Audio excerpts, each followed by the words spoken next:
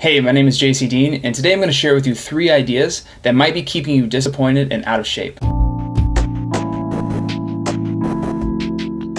Alright, so the first thing I want to share with you is this idea of instant gratification. Now, what does instant gratification have to do with health and fitness? Well, if you look at the world around you and you think about how we've been conditioned to want everything immediately, it has everything to do with it. Because improving your health and changing the shape of your body through training and nutrition takes time. You can't just take a pill, you can't sit back and wish it on yourself. There has to be effort, there has to be time, there has to be consistency, and a lot of effort has to go into it. Now, if you look at the world around you, you can understand that society has conditioned us to want everything immediately.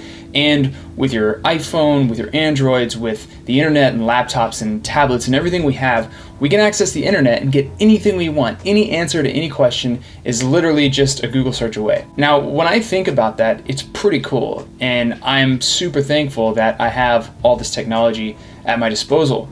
But I also have to remember that just because I can get something really quickly, I can have food delivered to my door, I can eat any type of cuisine I want to just by walking outside of my house, it doesn't transfer to everything. It doesn't mean anything is within reach within a short period of time.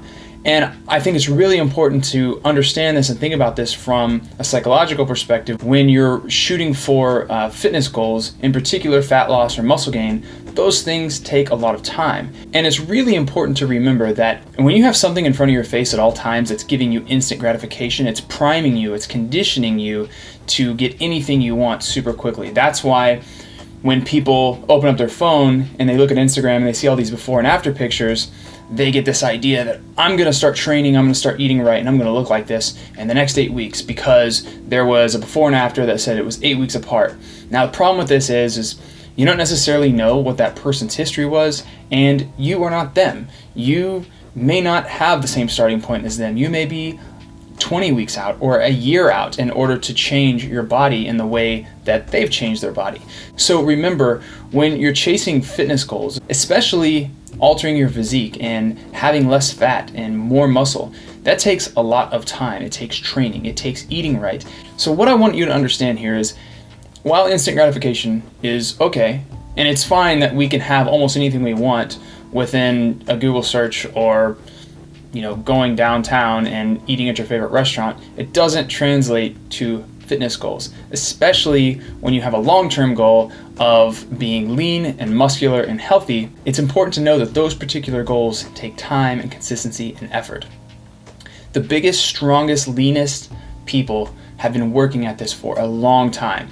We're not talking about 2 or 3 months, we're talking about many years. And the same thing is true for even accomplished athletes. They've been doing it their entire lives, and someone sees a picture of them on a billboard and says, man, I want to look like that guy.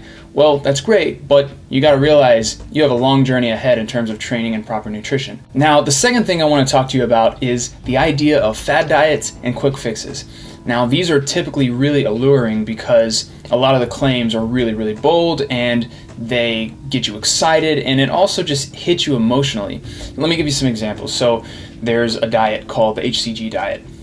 There's also these diets like the cabbage soup diet and all kinds of different like juice fasts and cleanses. But let's just talk about the HCG diet really quickly. Now, HCG, if you don't know, is a fertility drug, and it was originally made for women, and now some men take it, but that's another subject entirely. But here's what you need to know.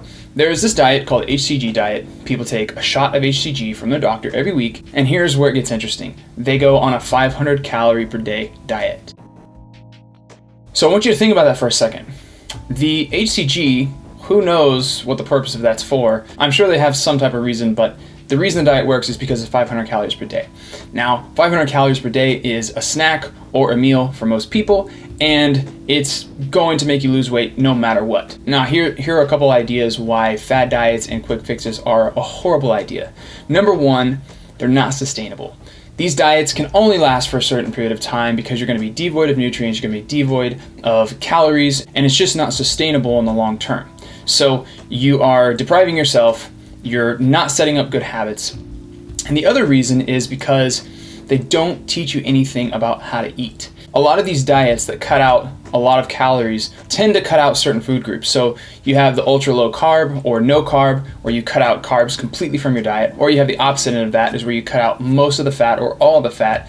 And when you cut out entire food groups, what's happening is you're lowering calories by default, but you're also removing a lot of benefits that you get from having fat in your diet or having carbohydrates in your diet. So this is not really teaching you how to eat in the long term, and it's not a part of a well-rounded diet, one that is more so in the middle of the road than being super extreme. But the reason these diets are really popular and the reason quick fixes are so alluring is because they tend to get results really quickly, but it's actually making you take a step back in the long run because you're not developing good eating habits and they're not sustainable at all. All right, so now I've covered the first two ideas, which we talked about first is instant gratification, and then we have quick fixes and fad diets. Now I want to talk about something that I think is really interesting and it applies to all of us, and that is bias. Now, there's one particular confirmation bias that I'm going to talk about now, and I think it's really interesting because we've all been in this place. And this particular confirmation bias is called the backfire effect. The backfire effect is the name of a finding that, given evidence against their beliefs, people can reject the evidence and believe even more strongly what they believed before. Here's why this is really interesting. We are all full of bias. And what I mean by that is we all have these inherent beliefs that we've developed over our lifetime. And your particular bias is going to be influenced by where you grew up, where you went to school, where you've lived, the people you hang out with, what your parents instilled in you, what you learned from your teachers, what you learned in college. It's a huge mixture of things that influences how you believe. And not to get into politics here, but it's a good example. This is why some people are incredibly conservative and have Republican views, and I'm talking about American politics, by the way. Some people have Republican, conservative views, and then some people are incredibly liberal. You have the Democrats on one side, you have the Republicans on one side, and they don't want to listen to each other, and they both think each other are wrong. Now, there are some truths in both sides of the coin, but there's also some things that one could learn from one another. All right, so that's enough about politics. How can we apply this to the fitness world? Well, it's pretty easy. There are a million different ways to lose weight. And you can go low carb, you can go high carb, you can do low fat, you can do the zone. There's a bunch of different approaches. What really matters is that it's sustainable, you have a caloric deficit, and you get enough protein to maintain muscle mass. Now here's where the backfire effect comes into play. Let's just pick on someone like super low carb paleo people, right? So if you were to ask them why their diet works, they'll say we cut out carbohydrates, it lowers insulin, it prevents a lot of inflammation, it's much healthier and allows the body to get rid of fat more easily.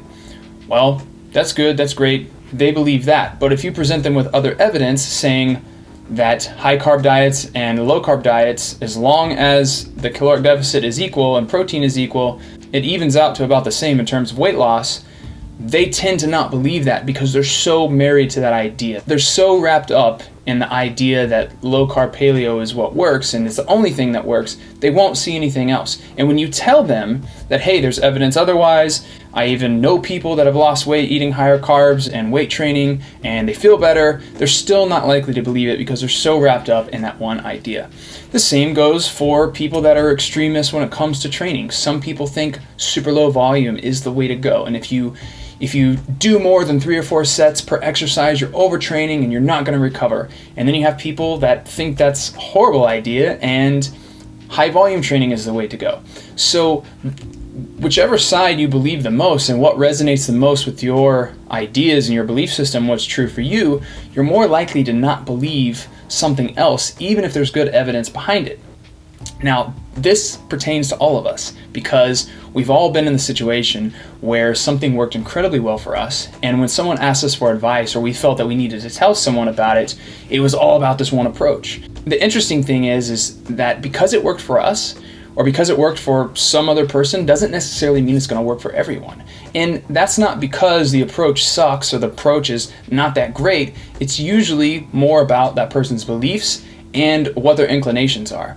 So I think it's important to remember that I'm biased, you're biased, everyone that's writing on the internet about nutrition and health, they're all biased. And here's where I think the backfire effect is really interesting and it's really crucial to think about, because anytime we're presented with new information, it's going to be hard to accept that information even if there's a lot of evidence behind it, because typically we already have formed our beliefs as is.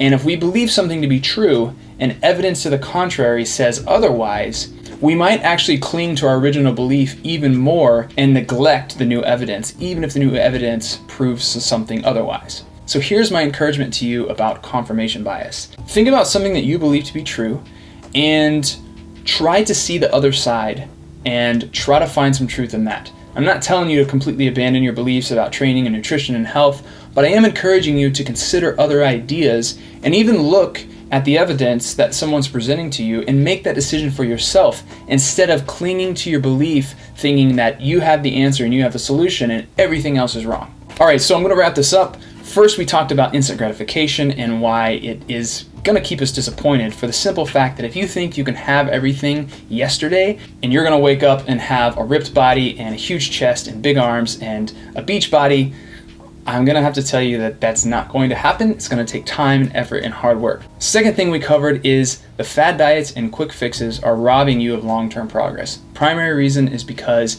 the diets aren't sustainable and it's going to hurt you in the long run because it's not teaching you proper eating habits. And then finally, I just covered the backfire effect.